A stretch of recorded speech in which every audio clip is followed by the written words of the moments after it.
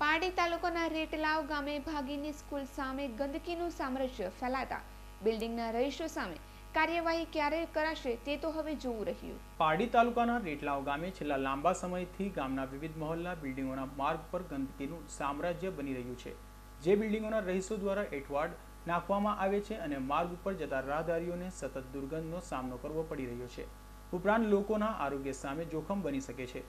ત્યારે ગ્રામ પંચાયતની સરપંચ અજય પટેલની ટીમે વચ્ચે બિલ્ડિંગના રહીશો જોડે બેઠક યોજી આ ગંદકીની સમસ્યાને કાયમી ધોરણે દૂર કરવાનું જોઈએ।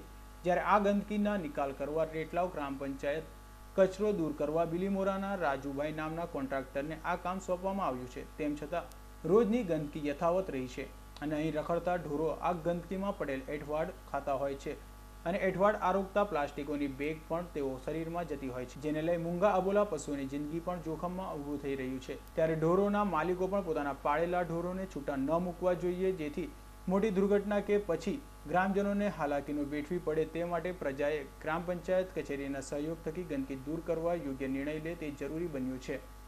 અમૃત પટેલનો રિપોર્ટ S9 ન્યૂઝ પારડી।